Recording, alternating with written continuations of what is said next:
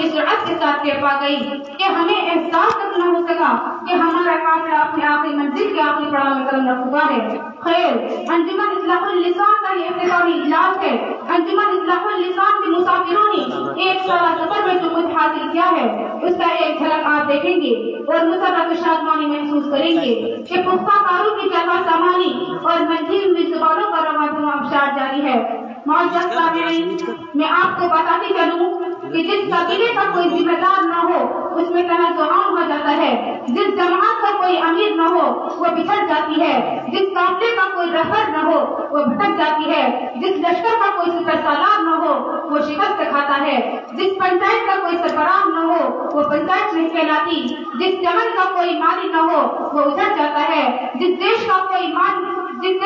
حاکم نہ ہو وہ برباد ہو کر رہ جاتا ہے۔ جس طرح ہر چمن کے لیے مالی کی ضرورت پڑتی ہے، ہر قبیلے کے لیے ایک رئیس القبیلہ چنا جاتا ہے، ہر جماعت کے لیے ایک امیر منتخب کیا جاتا ہے، ہر قافلے کی رہبری کے لیے ایک رہبر ہوا جاتا ہے، جس طرح ہر لشکر کو سپہ سالار کی आवश्यकता پڑتی ہے، جس طرح ہر پنچایت کے لیے ایک سربراہ کی ضرورت ہوتی ہے، جس طرح ہر گاؤں کے لیے ایک پردھان مقرر کیا جاتا ہے، ٹھیک اسی طرح ہر اجلاس کی صدارت کے لیے ایک صدر کا ہونا اجلاس کو بحث و تحسین انجام تک پہنچانے میں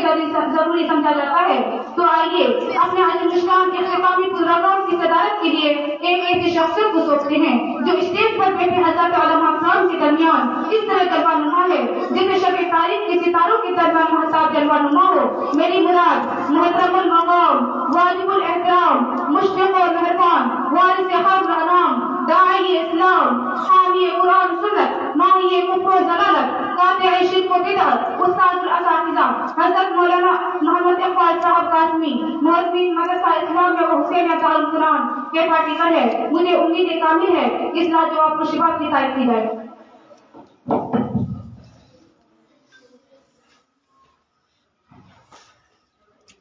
السلام علیکم ورحمۃ اللہ وبرکاتہ۔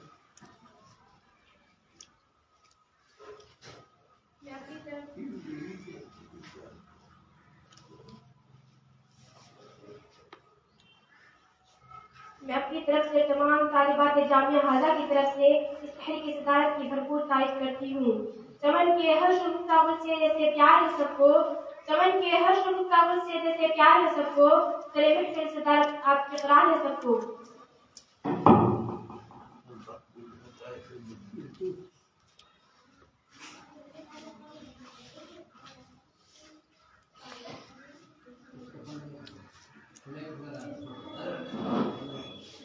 صدر وقار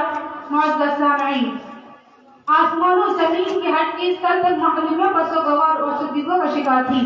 آج عالم یہ ہے کہ آنکھیں کھولے تو حسن پاشوت راضی ہے، کان لگائی تو نغمہ کی جان بازی ہے، سونگھے تو سر محفل خوشبو کی آتش بیزی ہے کہ جوش و سرمستی کے عالم میں آپ کسی عظیم پروگرام کی ابتدا میں گرفتار نظر آ رہے ہیں۔ ساتھ ساتھ میرے ارمان بھی مچل رہے ہیں کہ آغوش سب میں ایک ایسی شمع رضا ہے کہ جس کے سامنے دودھ میں نائی ہوئی چاندنی شرمانے لگی، ایسی محفل سجائے جہاں تمنا کو گلاب کھلنے لگے، دلوں میں کلیاں سرسبز شاداب ہو جائے اور آرزوؤں کے پھول مسکرانے لگے۔ یعنی اس مقدس قرآن عظیم کی تلاوت بسعادت سے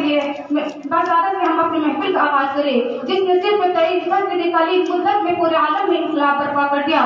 کہ بڑے سے بڑے فصحاء، بلغاء، شعراء، ادباء، حیمن و شہزاد رہ گئے۔ وہ قرآن جس کی آیتوں کو سن کر پتھر دل موم پتھریلی عقلیں بے اختیار اشک باری کرنے پر مجبور ہو گئے۔ اسی مقدس قرآن عظیم کی تلاوت بسعادت کے لیے میری نظر انتخاب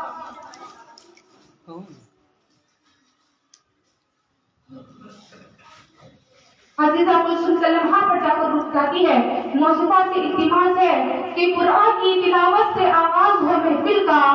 قرآن کی تلاوت سے آغاز ہو محفل کا، اس نور سے پا جائے ہم راستہ منزل کا۔ موصوفہ دائز پر